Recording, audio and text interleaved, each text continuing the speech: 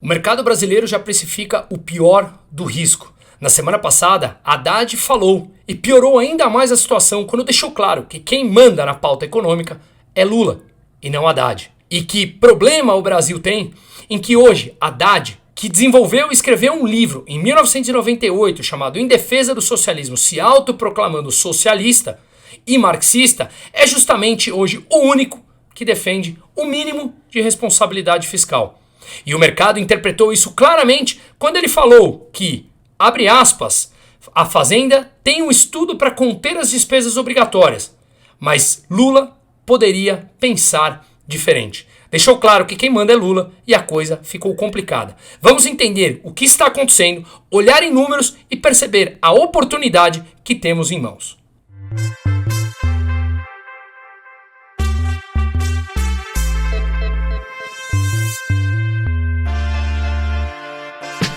Vagas abertas do primeiro lote para o workshop presencial Caos e Oportunidade, a terceira edição. Será realizado dia 29 de junho, um sábado o dia inteiro, aqui em São Paulo. Falaremos sobre perspectivas econômicas e investimentos, que eu farei esse bate-papo. Traremos pessoas especialistas para falar sobre blindagem patrimonial, sucessão patrimonial, instrumentos financeiros para nos proteger dessas altas abusivas de impostos. Traremos também, claro que online, por ordem do STF, o Paulo Figueiredo, que está trabalhando tão intensamente pela liberdade de expressão no Brasil. Portanto, seja rápido, compre agora e garanta seu bônus exclusivo, que é a mentoria de 2 horas online comigo. Clique em Saiba Mais e adquira o seu ingresso.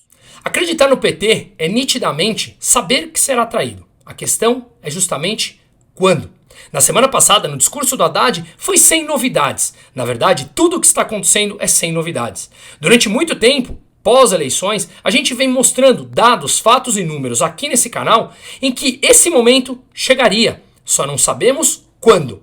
Mas que um governo que contrata um crescimento das despesas acima da inflação e que simplesmente está preocupado em subir impostos para conseguir tentar, porque não vem conseguindo fechar as suas contas, é um processo que nunca deu certo em nenhum momento da história, em nenhum país. No curto prazo, claro que contrata um crescimento. Grande parte do que o governo vem fazendo é transferência de renda para as famílias. Ou seja, o governo gasta, repassa para as famílias, antecipa pagamentos de precatórios para injetar bilhões na economia. Aumenta 13º, salários de 13º de INSS e do funcionalismo público. Sobe o salário acima da inflação sem aumentar a produtividade. Tudo isso é endividar a população, repassar mais dinheiro, repassar transferência de renda para que essas pessoas aumentem o seu consumo. Quando você aumenta o consumo, claramente é uma parte da equação importante do PIB, portanto o país cresce no curto prazo. Já no médio e no longo prazo, através do endividamento público, a gente vê o que começou a aparecer no mercado. Algo que a gente falava aqui abertamente e sigo falando. A caminhar nesse nível, a coisa se complicará bastante no médio prazo. É uma questão de números. Assim como nós falávamos que o arcabouço fiscal nasceu falido. Agora, muitos, inclusive dos que defenderam, estão a público falando que ele não funciona. De novo, não tem genialidade nenhuma, tem obviedade. Fazer uma simples conta e perceber que quando você cresce as despesas acima da inflação, muito acima da receita, e toda a receita está atrelada a subtrair, a tirar de maneira forçada tudo aquilo ou parte daquilo que nós produzimos através de impostos, a situação ela tende a se complicar. E o que o mercado vem precificando é justamente isso, ainda mais quando a Haddad deixa claro que quem manda na pauta é Lula. E Lula fala abertamente que gasto é investimento. Parado nos anos 80, com uma mentalidade completamente retrógrada e apenas pensando no seu projeto de poder, ele continua acelerando em direção ao abismo. E é justamente esse ponto que eu acho que é importante nós mencionarmos aqui. Vamos lembrar que quando ele aprovou lá no começo do governo aquela PEC que permitia um aumento de gastos de quase 170 bilhões de reais, junto com ela veio uma mudança de regra importante. Qual mudança foi essa? Justamente a mudança em que agora as despesas de educação e saúde são atreladas às receitas do governo. Antes, essa despesa não estava mais atrelada à receita, e sim estava atrelada ao crescimento da inflação. Ou seja, ela não poderia crescer acima da inflação. Nesse momento, o governo alterou, assim como era nas regras antigas do PT, voltamos a absolutamente tudo, as despesas de educação e saúde agora são atreladas às receitas do governo. Como as receitas têm crescido, uma vez que eles aumentam os impostos a cada semana, é claro que se aumenta a receita porque eles tiram mais dinheiro da gente através de impostos, a receita cresce, as despesas com educação e saúde crescem. Aquela população que depende amplamente disso, depende do populismo e mal sabe fazer qualquer conta ou discernimento nessa parte econômica que realmente não é trivial, não é simples para qualquer pessoa que não estudou isso, parece que é uma política populista boa. O que acontece é que o endividamento sobe. E quando o endividamento sobe, acontece justamente o que a gente vai mostrar aqui, que quem paga são essas pessoas que acreditam nessa pauta populista.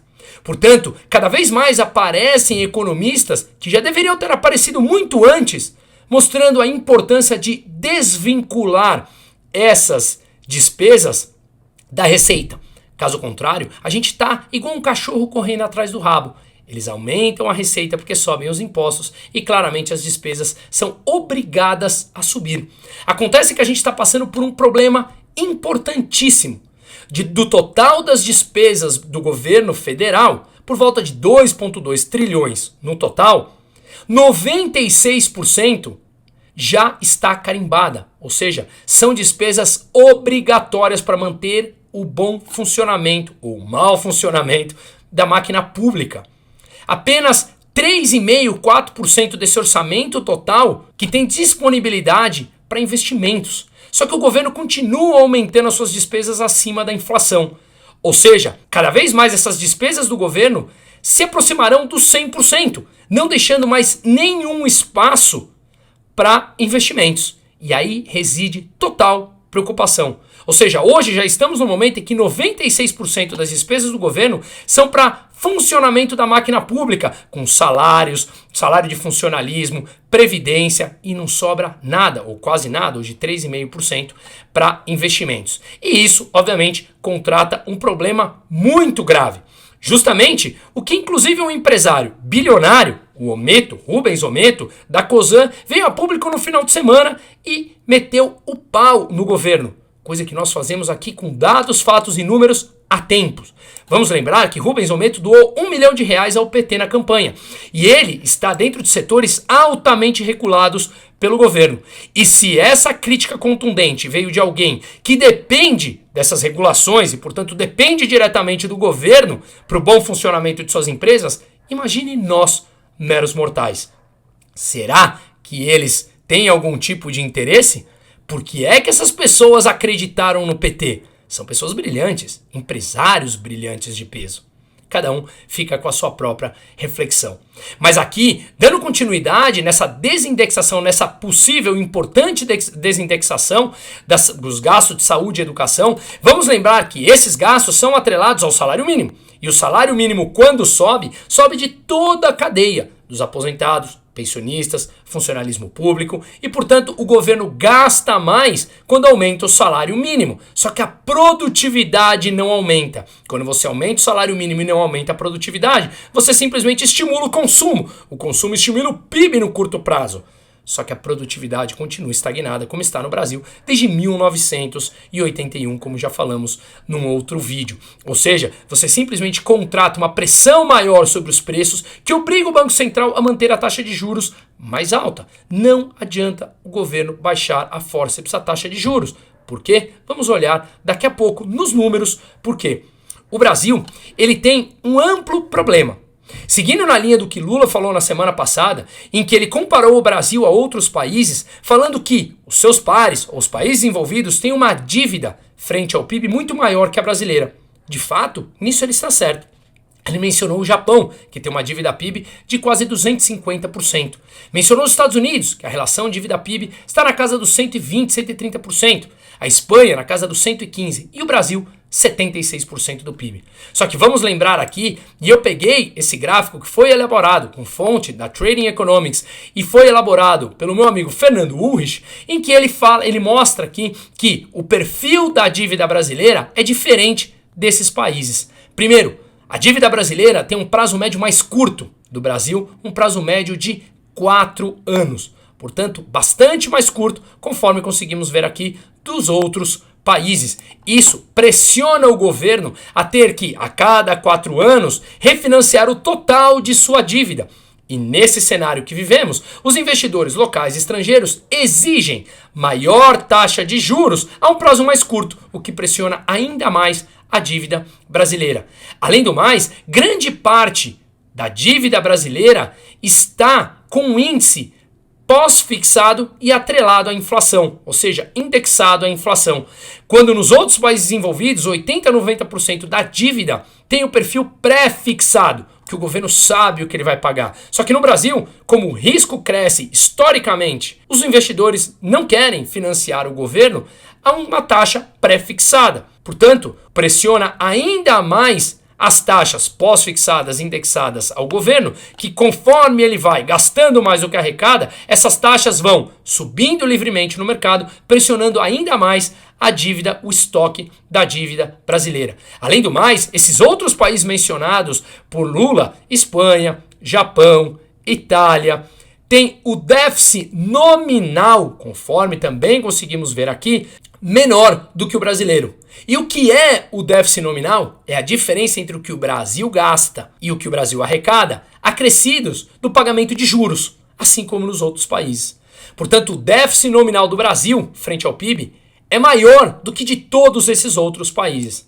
Além do mais, esses países têm uma moeda mais forte que a brasileira.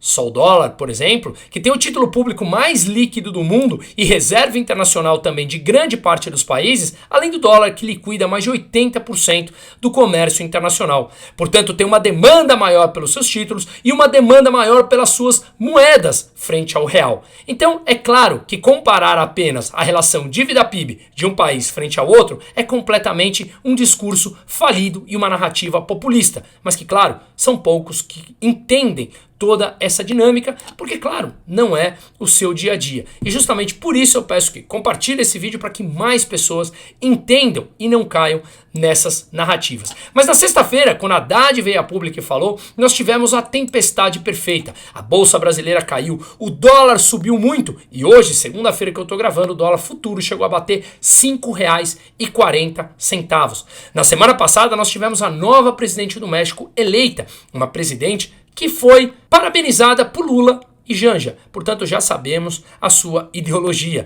Ela está entre uma das pautas querendo diminuir, segundo consta algumas notícias, a importância do legislativo em detrimento ao executivo. E, portanto, a bolsa mexicana chegou a cair mais de 10% e o peso mexicano chegou a subir também quase 6%. Além disso, dados do payroll, que eu fiz uma live na sexta-feira nos Estados Unidos, mostrando que eles abriram mais vagas de trabalho do que se esperava, colocando mais pressão para que os Estados Unidos mantenham a taxa de juros mais alta e, consequentemente, aqui no Brasil também. Além de, claro, essa fala do Haddad deixando aberto a todos que quem manda na pauta econômica é o Lula. Portanto, o que está em jogo aqui são todas as mudanças de regras que nós vemos nos últimos dias e semanas. A alteração da mudança para compensação do crédito de PIS e COFINS para conseguir suprir a derrota que o governo teve em que o Congresso manteve a desoneração de 17 setores, portanto o governo perdeu aqui quase 26 bilhões e meio de receita e ele altera a regra de PIS e COFINS que daria mais ou menos 29 bilhões de arrecadação para o governo. Só que ele muda a regra no meio do jogo e as empresas passarão a ter que pagar já em D0, numa PEC válida por 120 dias, em que as empresas passam a ter que pagar, não mais compensar o PIS e COFINS que estava planejado na regra antiga. E ele simplesmente muda do nada, o que pode colocar muita empresa à bancarrota. Justamente por isso, classes de empresas vieram a público e começaram a bater no governo. Muitos, inclusive deles, que participaram da campanha de Lula, como eu mencionei, como Rubens Ometo. Só agora vocês vêm a público para bater num governo que não precisava de nenhuma genialidade para saber que aconteceria isso, apenas a obviedade? Pois é, vocês estavam talvez muito envolvidos em pertencer a esse governo. E justamente agora estão pagando preço. Um governo que muda a regra no meio do jogo e realmente complica vários setores, como o de distribuição de combustíveis, que não mais poderá compensar os créditos de PIS e COFINS, e já falaram institucionalmente que deverão subir por volta de 11 centavos o combustível essa semana. Além do mais, as empresas exportadoras, como por exemplo as de soja, que poderão tirar a competitividade do preço do produto brasileiro, uma vez que passará a ficar inclusive mais caro do que o americano, e aí você pode ter uma demanda para a soja americana mais do que a brasileira, porque empresas exportadoras não mais poderão compensar o crédito de PIS e COFINS. Tudo isso com fins arrecadatórios, porque o governo não quer cortar os seus gastos. Está claro para todo mundo. São dados, fatos e números, e não ideologia política ou ideologia econômica.